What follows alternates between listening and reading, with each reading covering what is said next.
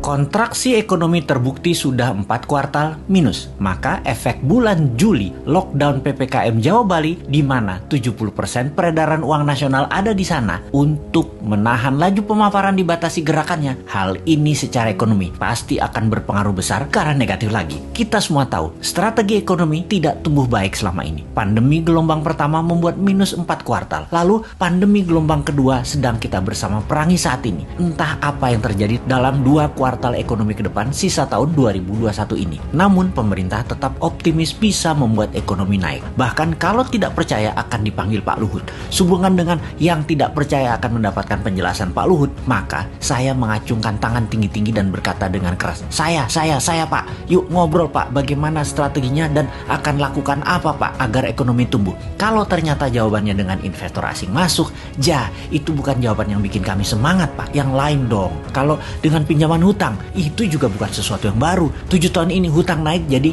6.500 triliun dari 2.700 triliun sisa Pak SBY. Itu juga bukan sesuatu yang wah, malah sesuatu yang loh. Jadi, kalau ada yang tidak percaya mau dengar langsung dari Pak Luhut, terang saya menjadi orang nomor 1 ingin penjelasan. Saya Pak. Kami berharap strategi baru yang dipakainya. Bukan yang kemarin-kemarin yang terbukti membuat 4 kuartal minus. Juga bukan yang membuat impor bertambah naik. Juga bukan membuat tenaga kerja asing bertambah banyak di Indonesia. Yang baru Pak, yang segar. Ada Pak. Juga bukan seperti selama 7 tahun ini telah berjalan memainkan kekuatan politik. Pernah membelah Golkar jadi 2 di awal dulu, membelah PKS jadi 2, membelah Demokrat jadi 2, membelah P3, membelah PAN, baik langsung ataupun tidak langsung mendukung atau mendiamkan perpecahan politik terjadi. Jangan lagi seperti itu. Jangan terlalu berpolitiklah bernegara. Utamakan keselamatan rakyat, humanitarian. Ekonomi juga jangan terlalu mementingkan asing lah. Hutang, investor asing, keduk hasil bumi, sumber daya alam, tanah air, tenaga kerja asing, pajak mencekik. Dukunglah dengan mempermudah. Seperti izin di BPOM misalnya. Ada ribuan izin yang nyangkut tahunan di sana.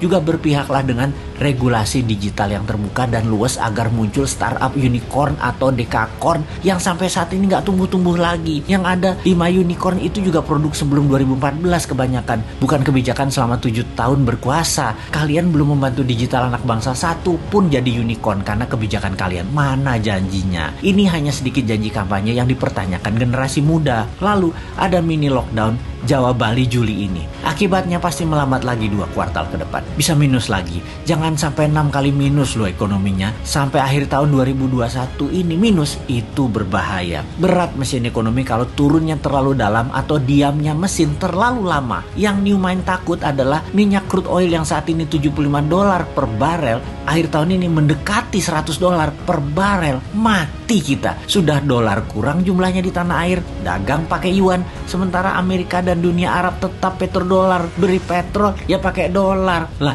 kalau rupiah jadi 17.000 terhadap dolar karena perlu dolar dan dolar langka, nggak ada dolar masuk karena yuan yang masuk. Beli minyak 800.000 barel per hari pakai apa bayarnya? Apa mau Saudi dibayar pakai yuan? Ya enggak lah. Yuan belum multi currency. Baru 1,7% transaksi dunia yang pakai yuan. Cukup nekat sih analisa meyuankan transaksi dan tergantung satu negara Tiongkok mitra dagangnya, padahal Tiongkok bukan penyedia semua macam-macam kebutuhan, terutama kebutuhan energi. Cina nggak punya energi, Cina aja import. Berat nih kalau crude oil mendekati $100 per barelnya di akhir tahun 2021 ini. Di sisi lain, COVID mudah-mudahan melandai sejak akhir Juli ini. Semangat vaksin kita dukung kok bos.